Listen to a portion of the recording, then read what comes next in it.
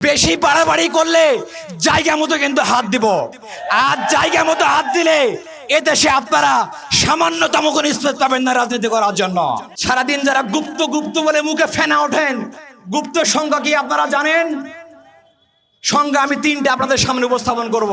সংখ্যা নাম্বার 1, যারা সেনাবাহিনীর কাছে মুসলেখা দিয়ে বলেছিল আর কোনোদিন রাজনীতি করব না, তারা লন্ডনে 17 বছর লুকিয়ে থেকে ক্যামেরার সামনে মুখ দেখিয়ে ভারতের অনুমতি নিয়ে যারা দেশে রাজনীতি করে তারাই প্রকৃত গুপ্ত।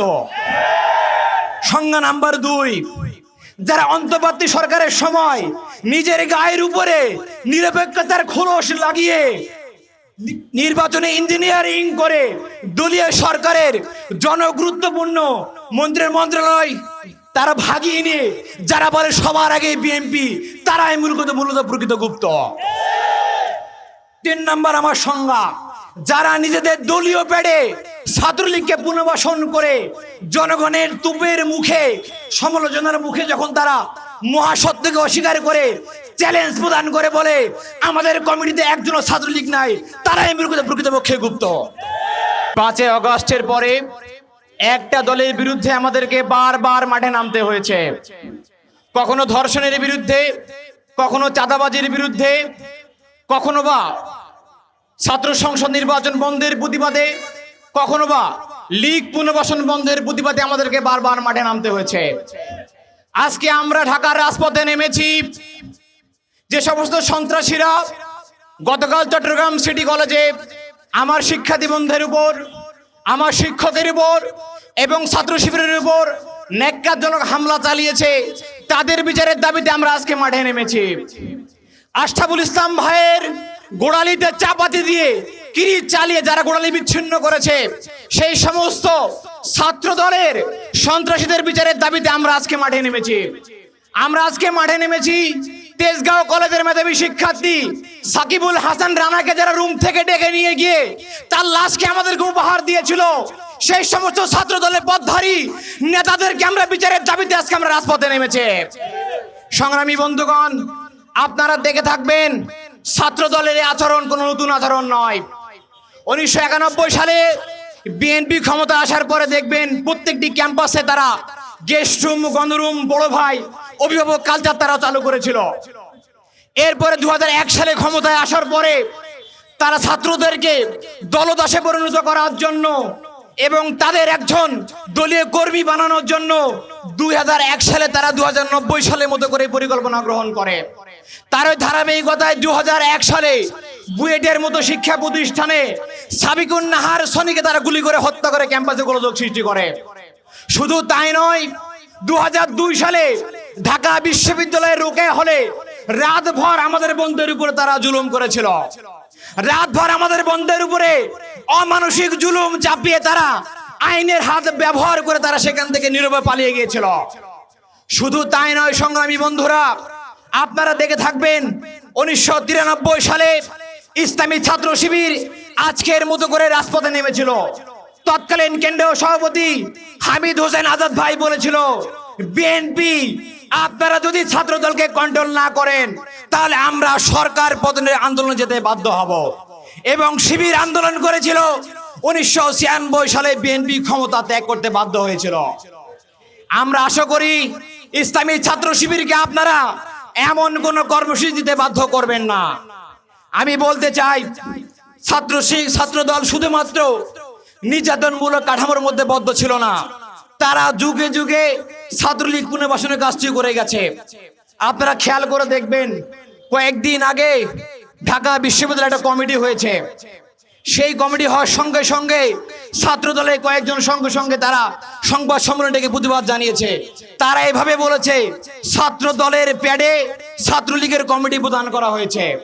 তারা গুনিয়ে গুনিয়ে দেখিয়েছে বর্তমান ছাত্র দলের ঢাকা বিশ্ববিদ্যালয়ের নাসিরউদ্দিন শাওনকে তারা বলেছে তিনি ছাত্র দলের কর্মী ছিলেন।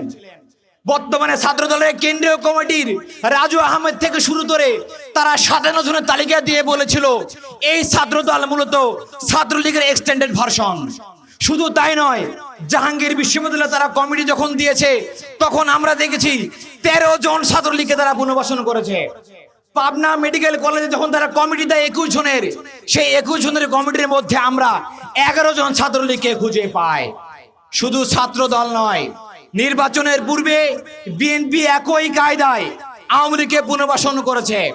আমরা তো আগে শুধুমাত্র যুব দলের কমিটিতে, আওয়ামী লীগের কমিটিতে, আমরা ছাত্র বিএনপির কমিটিতে আমরা আওয়ামী লীগকে খুঁজে পেতাম, কিন্তু আমরা এখন দেখতে পাচ্ছি বিএনপি ইন্ডিয়ার ছকে জুলাই গণহত্যাকারী আওয়ামী লীগের নেত্রীকে সংসদে নিয়ে ইন্ডিয়ার প্রকৃত দালালের তারা প্রমাণ দিয়েছে।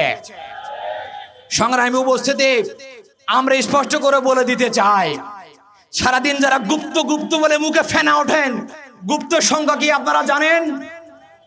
সংজ্ঞা আমি 3টে আপনাদের সামনে উপস্থাপন করব।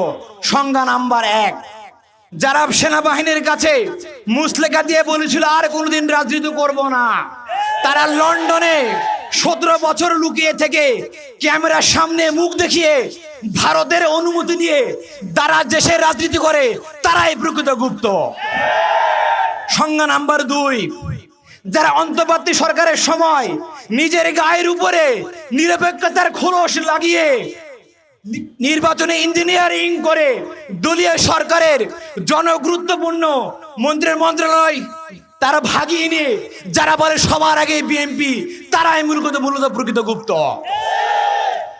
3 নাম্বার আমার সংজ্ঞা, যারা নিজেদের দলীয় পেড়ে ছাত্রলীগকে পুনর্বাসন করে জনগণের তুপের মুখে, সমালোচনার মুখে যখন তারা মহাসত্যকে অস্বীকার করে চ্যালেঞ্জ প্রদান করে বলে আমাদের কমিটিতে একজনও ছাত্রলীগ নাই, তারাই প্রকৃতপক্ষে গুপ্ত।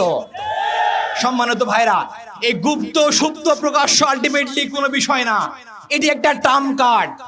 বিএনপি সরকার যখন ধারাবাহিকভাবে দেশ চালাতে ব্যর্থ হয়েছে, তখন তারা প্ল্যান করে গুপ্ত ট্যাগ দিয়ে ছাত্রদলকে মাঠে নামিয়ে দিয়েছে, যাতে করে জনগণের দৃষ্টিভঙ্গি অন্যদিকে আড়াল করা যায়, অন্যদিকে প্রভাবিত করা যায়। মনে রাখবেন, জনগণ এখন বোকা না। আমরা দেখেছি IMF আপনাদেরকে ঋণ দেয় না, ইরান আপনাকে তেল দেয় না, আপনারা তেলের দাম বাড়িয়েছেন, জ্বালানির দাম বাড়িয়েছেন, 5 কিলোমিটার লম্বা রাস্তা ধরে আমাদেরকে তেল নিতে হয়, চাঁদাবাজি করছেন, মামলা বাণিজ্য করছেন, দ্রব্যমূল্যের ঊর্ধ্বগতি বেড়ে গেছে। আপনারা এগুলো বলার পরে মনে রাখবেন না, ক্যাম্পাসে মারামারি করে শিবিরকে উস্কিয়ে দিয়ে আপনারা আপনাদের ব্যর্থতা আপনারা শাক দিয়ে মাছ ঢাকার চেষ্টা করছেন। ইসলামী ছাত্র শিবির কখনো আপনাদের উস্কানিতে পা দিবে না ইনশাআল্লাহ। ছাত্র দলকে বলতে চাই, আপনারা আপনাদের মেরুদণ্ড সোজা রাখেন, এখনো সময় আছে। যদি লেজের ভিত্তি পরিহার করে, সন্ত্রাসীবাদ পরিহার করে, লাঠিয়াল বাহিনী হওয়ার ভূমিকা পরিহার করে ছাত্র বান্ধব রাজনীতি করতে আসেন, তাহলে আপনাদের বন্ধুর অভাব হবে না। যদি অপরাজনীতি করেন, শিক্ষকদের উপরে হামলা করেন, শিবিরের উপরে হামলা করেন, শিক্ষার্থীদের উপরে হামলা করেন, তাহলে মনে রাখেন, যদি আপনারা না শুধরে যান, তাহলে শুনে রাখেন, আগামী দিনে ছাত্রলীগের মতো করে প্রত্যেকটা ক্যাম্পাসে সাধারণ শিক্ষার্থীরা আপনাদেরকে পিটিয়ে বিদায় করে দেবে। ছাত্রলীগ যেমন করে বিতাড়িত হয়েছে, আপনারা তেমন করে ইতিহাসের আস্থা করে নিক্ষিপ্ত হবেন। সংগ্রামী উপস্থিতি, সরকারকে আমরা স্পষ্ট করে বলে দিতে চাই, আমরা লন্ডনে পালিয়ে যাই নাই, আমাদের শিলংয়েও থাকতে হয় নাই। আমাদের কেন্দ্রীয় সভাপতি মীর কাসেম আলী ভাইয়ের নামে যখন গ্রেপ্তারি পরোয়ানা জারি হয়, তিনি বিদেশ থেকে ফিরে এসে আইনিভাবে মোকাবেলা করেছেন। ভারতের বিরুদ্ধে, আধিপত্যবাদের বিরুদ্ধে তিনি উচ্চ কণ্ঠ রেখে ফাঁসির দড়ি গলায় নিয়ে শহীদ হয়েছেন। সেই ইসলামী ছাত্র শিবির মীর কাসেমের উত্তরসূরি আপনারা আমাদেরকে রামদা কিরিস্তাবাদের ভয় দেখাবেন না।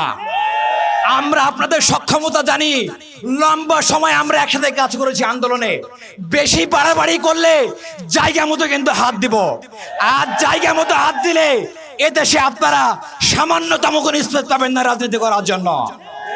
সংগ্রামী উপস্থিতি, সরকারকে বলতে চাই, উদাত্ত আহ্বান জানাতে চাই, যারা ছাত্র সংগঠনের প্লেকার্ড ব্যবহার করে ক্যাম্পাসগুলোতে বিশৃঙ্খলা করছে, শিক্ষার্থীদের উপরে হামলা করছে, ছাত্র শিবিরের উপরে হামলা করছে, অনুরোধ করব এই সকল সন্ত্রাসীকে আপনারা কম সময়ের মধ্যে গ্রেফতার করে আপনারা সরকার হিসেবে যোগ্য তার প্রমাণ দেন। অন্যথায় ইসলামী ছাত্র শিবির রাজপথের সমাধান বের করতে চেষ্টা করবে। এর ফলে যদি কোনো সংকট তৈরি হয়, দেশে কোনো বিশৃঙ্খলা তৈরি হয়, এর দায় রাষ্ট্রপতি জনাব শিলং সালাউদ্দিন সাহেব এবং লন্ডন ফেরত প্রধানমন্ত্রী লুথার কিং তারেক রহমানকে নিতে হবে। সংগ্রামী বন্ধুরা, সর্বশেষ বলতে চাই, চট্টগ্রামের হামলায় যিনি আহত হয়েছেন আমাদের ওয়ার্ড সভাপতি আশরাফুল ইসলাম ভাই, তার চিকিৎসার ব্যয়ভার সরকারকে বহন করতে হবে। কারণ সরকারের পেটুয়া বাহিনী সন্ত্রাসী ছাত্রদল সরাসরি জড়িত ছিল, তার প্রমাণ আমরা ইতিমধ্যে পেয়েছি। পাশাপাশি তেজগাঁও কলেজে যে সাকিবকে হত্যা করেছে ছাত্রদল, তার সুষ্ঠু বিচার করে তাদেরকে কম সময়ের মধ্যে আইনের আওতায় এনে প্রমাণ করতে হবে যে আপনারা দেশ চালানোর যোগ্য। যদি আপনারা ব্যর্থ হন তাহলে মনে রাখবেন আপনাদের সময় খুব বেশি নাই। জনগণ রাস্তায় নামলে লেজ গুটিয়ে কোন দিক দিয়ে পালাবেন, কোথায় টানলে করেছেন আর কোথায় বাঙ্গারে করেছেন আপনারা সেটাও খুঁজে পাবেন না। কাদের সময় থাকতে সাবধান হন, ভালো রাজনীতি করেন, গঠনমূলক কাজ করেন। ইসলামের ছাত্র শিবির কাউকে শত্রু মনে করে না। আগামী দিনে সুন্দর, সমৃদ্ধ এবং বৈষম্যহীন সমাজ তৈরির আন্দোলনে আমরা আপনাদেরকে সহযোগিতা করতে চাই।